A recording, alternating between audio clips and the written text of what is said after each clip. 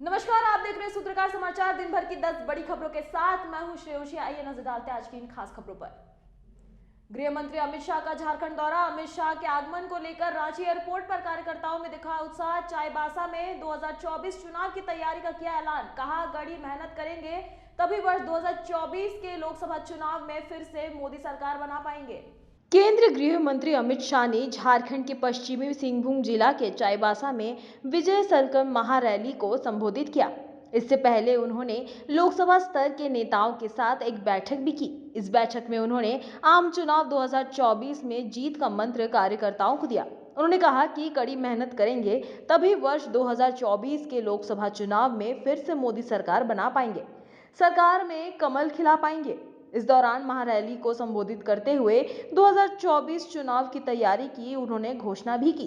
साथ ही हेमंत सरकार को निशाना साधते हुए कहा कि रघुवर दास के कार्यकाल के दौरान यह काम अच्छा हुआ है, लेकिन हेमंत सरकार के कार्यकाल में भ्रष्टाचार हो रहे हैं। यही धरती के अंदर इतनी बड़ी समृद्धि है, इतनी खनिज संपदा पड़ी है कि पूरे भारत की गरीबी यहां से मिटाई जा सकती है। परंतु हमारे समय में पूर्ण बहुमत की एक सरकार बनी। जब अर्जुन मुंडा जी सरकार में थे तब बहुमत पूर्ण नहीं मिला था। रघुवर दास जी को पूर्ण बहुमत मिला। हमारी सरकार ने इस क्षेत्र के अंदर शिक्षा, रोड, विद्युत, सब प्रकार के काम शुरू किए। मगर उसके बाद में यहां पर एक ऐसी सरकार आई जिसने झारखंड को तबाह कर कर रख दिया है। मित्रों, आज मैं पूछना चाहता हूं, अटल जी ने जिस कल्पना के साथ झारखंड को बिहार से अलग कर कर सालों पुरानी झारखंड की अलग राज्य की मांग को पूरा किया, क्या हेमंत सोरेन सरकार उसके कल्याण के लिए काम कर रही है? भाई जरा जोर से बोलिए, कर रही है? इस राज्य का मुख्यमंत्री तो आदिवासी है, इस राज्य का मुख्यमंत्री तो जनजाति का है, मगर ये सरकार आदिवासियों की विरोधी सरकार है। मित्रों, विरोधी सरकार है। इस सरकार के समय में भ्रष्टाचार अपनी चरम सीमा पर पहुंचा है। इस सरकार के समय में बिचौलिए, दलाल और आदिवासियों का जमीन हड़पने वालों के समय आ गए। आज मैं झारखंड के मेरे जनजातीय भाइयों को कहने आया हूं, एक घुसपैठियों से आदिवासी माता बहनों की रक्षा करने की जिम्मेदारी हेमंत सोरेन सरकार की है या नहीं है? क्या वो पूरी कर रहे हैं? अरे हेमंत भाई, कान खोल कर सुन लो। अब सब आपको जान गए हैं। अपनी वोट बैंक की राजनीति के लिए आदिवासी माता बहनों की रक्षा के साथ, उनके भविष्य के साथ जो छेड़खानी आप कर रहे हो, झारखंड का ट्राइबल आपको माफ नहीं करेगा, माफ नहीं करेगा। और उसका ट्रेलर 24 के चुनाव में ही मालूम पड़ जाएगा। मालूम पड़ेगा या नहीं पड़ेगा भाई? क्या होगा सिंहभूम में, बताइए? कमल खिलेगा या नहीं खिलेगा? लक्ष्मण गिलवा जी को आपने जिताया था। यहां पर नौकरी के नाम पर युवाओं को धोखा दिया, शिक्षा के नाम पर नैनिहालों को धोखा दिया, खतियान नीति के नाम पर आदिवासी समाज को धोखा देने का काम किया है। ये चाईबासा पूरा क्षेत्र, उसकी बंदोबस्ती 1964 में हुई है। मेरे हो जनजाति के भाई बहन कान खोल कर सुन ले, सरकार क्या कर रही है। पूरी बंदोबस्ती 1964 में हुई है। अब ये कहते हैं 1932 के खतियान के आधार पर ही नौकरी देंगे, तो चाय बासा वालों को नौकरी मिलेगी भाई? जरा जोर से बोलिए, मिलेगी क्या? अरे काहे को भाई विभाजन कर रहे हो? नौकरी की संख्या बढ़ा दो। अगर दम नहीं है नौकरी की संख्या बढ़ाने का, जगह खाली कर दो। हम आकर झारखंड को आगे विकास के रास्ते पे ले जाएंगे। आदिवासी, नॉन आदिवासी, पिछड़ा और आदिवासी, ये क्या लगा रखा है? झारखंड को बर्बाद करने पर क्यों तुले हो भाई?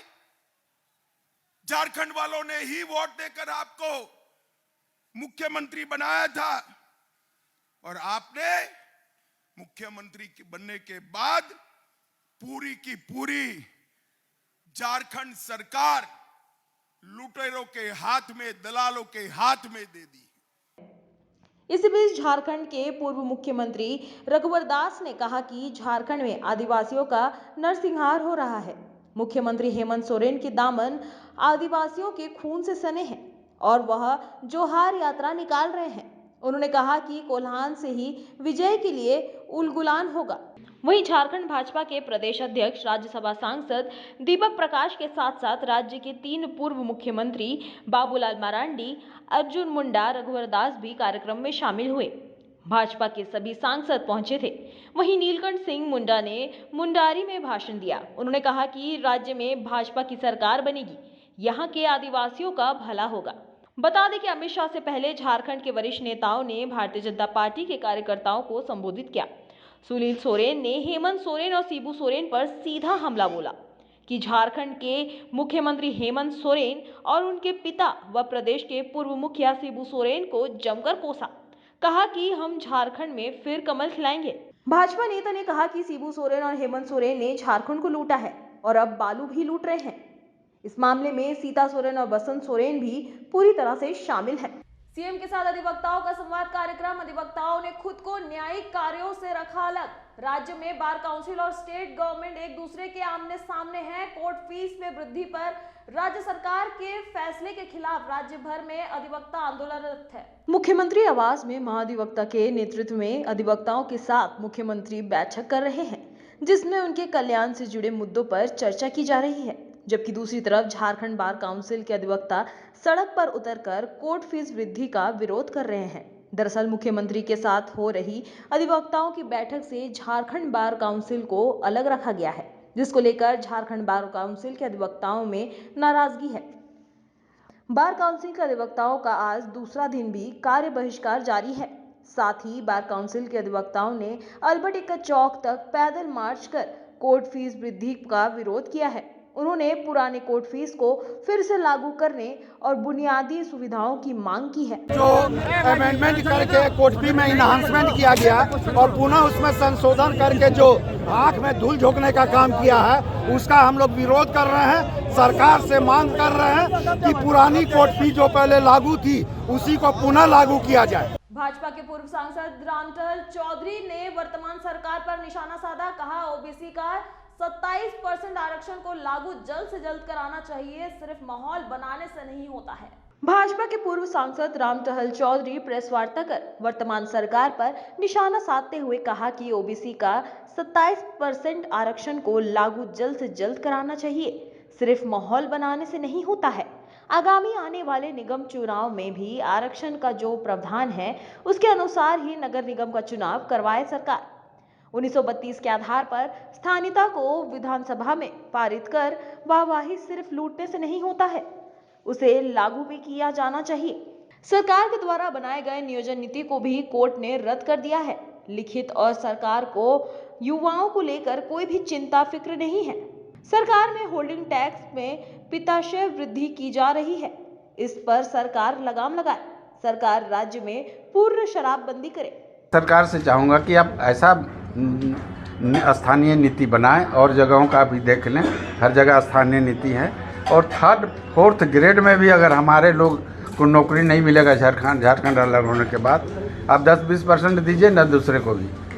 27% बिहार के समय में जो आरक्षण था, झारखंड अलग हुआ उसको 14% कर दिया गया।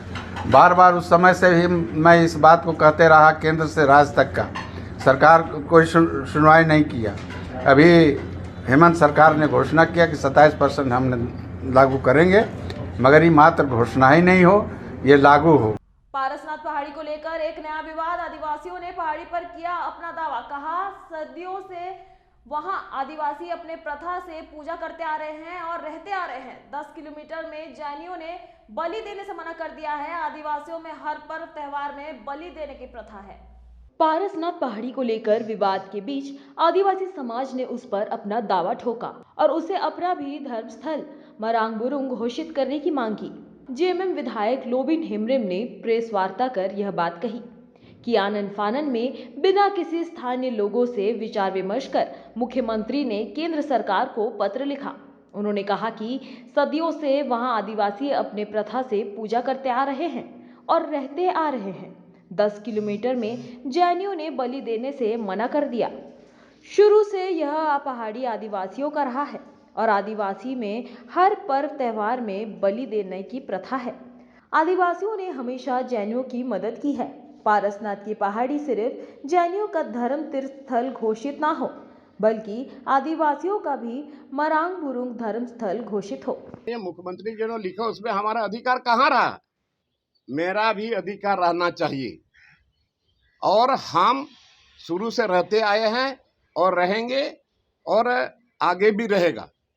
और वहाँ पर जो बलि देने का प्रथा है उसको कोई रोके नहीं, स्कूल के बच्चे को रोके नहीं, पहाड़ से लकड़ी लाने वाले को कोई रोके नहीं। और दूसरी बात है कि हम चूंकि सरकार घुटना टेक दिया, अब कहाँ जाऊं मैं, इसीलिए हम सारे लोग मिल करके ये झारखंड बचाओ मोर्चा की तरफ से हम लोग अल्टीमेटम दे रहे हैं। 25 जनवरी तक वहां के आदिवासियों का जो अधिकार है उसको बहाल करें। झारखंड में मैट्रिक और इंटर की परीक्षा का शेड्यूल जारी। पूरे सिलेबस के साथ 14 मार्च से शुरू होगी परीक्षा। राज्य भर के लाखों छात्र देंगे परीक्षा, शेड्यूल जारी। झारखंड एकेडमिक काउंसिल यानी कि जैक बोर्ड के स्टूडेंट्स के लिए एक बड़ी खबर सामने आई है। जानकारी के अनुसार राज्य सरकार के निर्देश के बाद जैक बोर्ड के चेयरमैन डॉक्टर अनिल कुमार महतो ने मैट्रिक और इंटर परीक्षा को लेकर जानकारी दी है, जिसमें उन्होंने बताया कि मैट्रिक और इंटर की परीक्षा का डेट शीट जारी कर दिया गया है। उन्होंने बताया कि 14 मार्च 2023 से मैट्रिक और इंटर की परीक्षा आयोजित की जा रही है।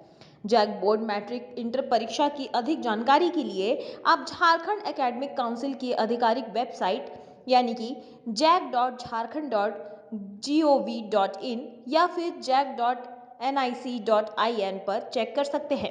वहीं जैक बोर्ड के चेयरमैन डॉक्टर अनिल कुमार महतो ने बताया कि होली के बाद मैट्रिक और इंटर की परीक्षा ली जाएगी। परीक्षा एक ही टर्म में आयोजित की जा रही है, जिसमें पूरे सिलेबस से सवाल पूछे जाएंगे। उन्होंने बताया कि पिछले साल के मुकाबले इस बार परीक्षा केंद्रों की संख्या कम हो सकती है। High security zone Radisson Blu hotel के सामने चाकूबाजी में एक व्यक्ति घायल, चाकूबाजी करने वाला शख्स गिरफ्तार, जांच में जुटी पुलिस। राजधानी रांची के रेडिसन ब्लू होटल के आसपास का इलाका हाई सिक्योरिटी जोन बन गया है। दरअसल गृह मंत्री अमित शाह 2 दिवसीय दौरे के तहत फिलहाल राजधानी रांची में है और सुरक्षा को लेकर पूरे शहर सहित इस इलाके में खास बंदोबस्त किए गए हैं। लेकिन इसी बीच रेडिसन होटल ब्लू के महज 30 मीटर की दूरी में स्थित गली में चाकूबाजी ने पुलिस के सामने एक बड़ी चुनौती पेश कर दी। दरअसल इलाके में हुई चाकूबाजी में एक व्यक्ति घायल हो गया है। चाकूबाजी करने के बाद आरोपी पास की झाड़ियों में छुप गया था। मामले की जानकारी मिलने के बाद कार्रवाई करते हुए पुलिस ने चाकूबाजी करने वाले शख्स को चाकू के साथ हिरासत में ले लिया, तो वहीं घायल को इलाज के लिए अस्पताल भेज दिया गया। 3 दिन से हमको पागल घर में बोलता था, हमको जांच मुलवा लेकर हमारा चाचा सब लगा रहे खेती बाड़ी के चक्कर, वही सब पूरा पुलिस अधिकारी के घर रुक जाता है। अब चाकू मारेगा, गोली मारने के लिए तो हमारा चाचा सब पुलिस भेजता है। आगे के ऐसे और ताजा तरीन खबरों के लिए जुड़े रहिए सूत्रकार समाचार के साथ। नमस्कार।